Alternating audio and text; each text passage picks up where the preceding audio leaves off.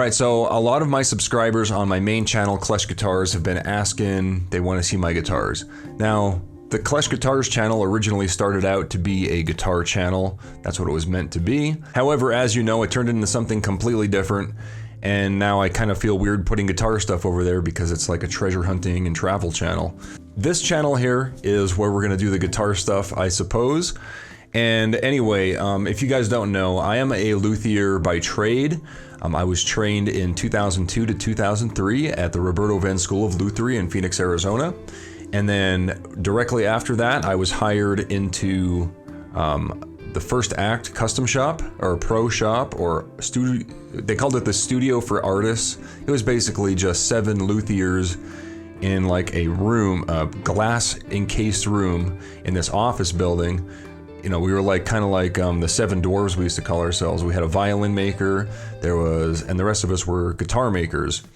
And we just basically would build guitars for different artists. Like, I mean, we made guitars for a lot of, I could name drop all day, but one important one that I should mention is Richie Sambora, because his guitar tech, when he came to the shop to work on these custom guitars that I was building for Richie, him and I were working together. The guy's name was Chris Hofschneider. He passed away in 2016. Rest in peace, Chris. Awesome guy, great friend. A little crazy, but I think we all were. But he was hilarious. Anyway, Chris and I became really good friends over these Richie Sambora guitars. And Chris worked for Michael Tobias over in Woodstock, New York. So, long story short, Chris introduced me to Michael Tobias over in Woodstock.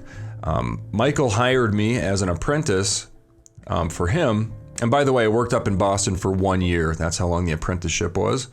And then after that, I went directly to Woodstock, New York, and I worked with Michael and Chris for on and off for like 5-6 years, something like that. And during that time, I had my own repair shop at my apartment or my house or wherever I was living at the time. I moved like 3 or 4 times during that time period. But I always had a repair shop in my house, and I was building custom guitars out of my kitchen and out of my living room and everything. I ended up having a couple orders for guitars. I did tons of repairs, and in my opinion, doing repairs is actually a really good way to keep up your chops as a woodworker and a luthier in general. So I always had a repair shop. And I've been doing that since 2003. It is now 2020. However, in 2016, when I moved to Colorado from Pennsylvania, that's the last time I had a shop. So I actually had a full-scale guitar repair shop in West Hazleton, Pennsylvania. And when I moved to Colorado, I sold all my tools, and I've been so bored, I've been making YouTube videos.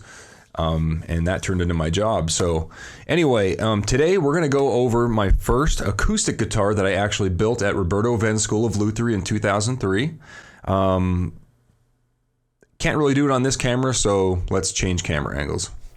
All right, the first electric guitar I ever built during my 2003 Roberto-Venn School of Luthery class. This is a 6-string electric guitar. It's got some mother of pearl inlays in the 24 fret neck, I think. Better count that. 12, 13, 14, 15, 16, 17, 19, 20, 21, 22, 23, 24. Yeah, 24 frets. This is the first attempt at designing a guitar shape that I ever had. This guitar shape is I called it the Reptile. I think that has more to do with the color than the shape, but looking at it a little bit closer, you can see it's got kind of a pointy design, and the inlays kind of match that.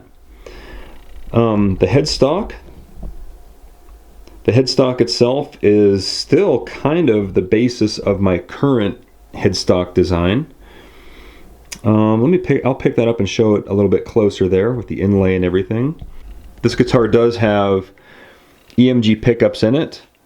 There's an 81 and an 85 in it. There's a Floyd Rose tremolo in it right there.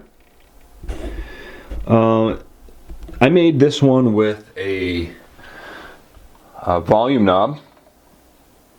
This is a pickup selector and a tone knob. I'll go ahead and turn it around.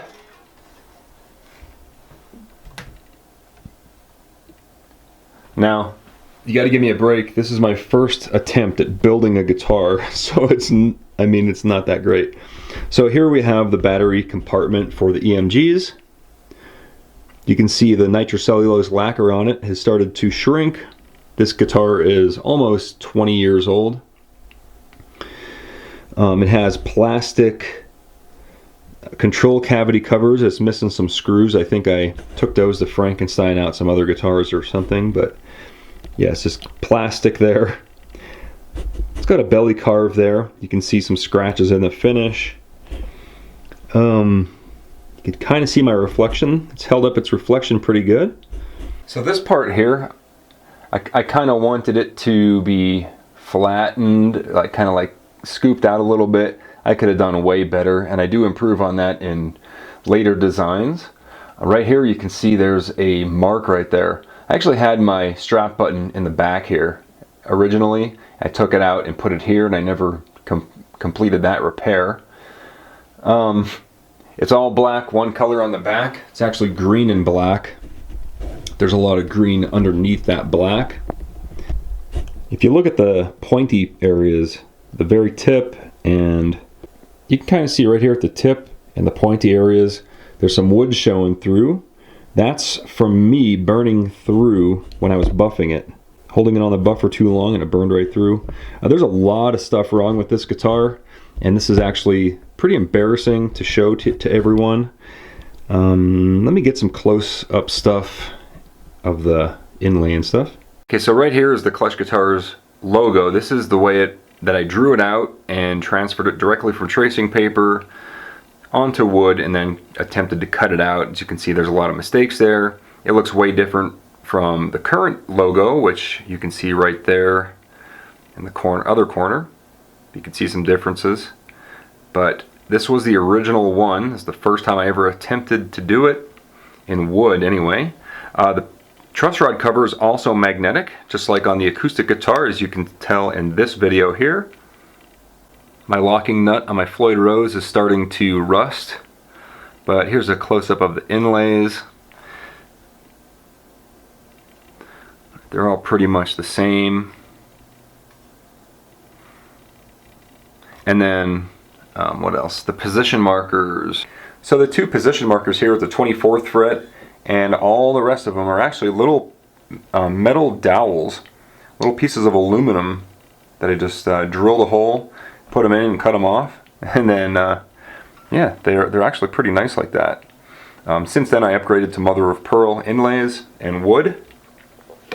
The guitar top is curly maple, and I actually had it bent down.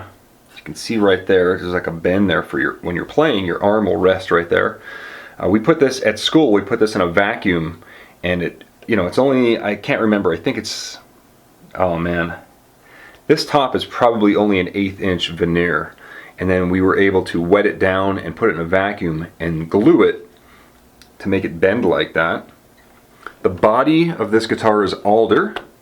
The neck is maple, and it's a set neck right there. As you can see, no bolts. It's not a neck through body, it's a set neck like a Gibson or a PRS.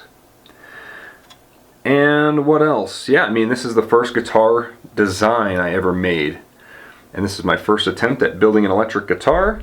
I hope you liked it. There's other videos of all my other guitars I'll be putting up.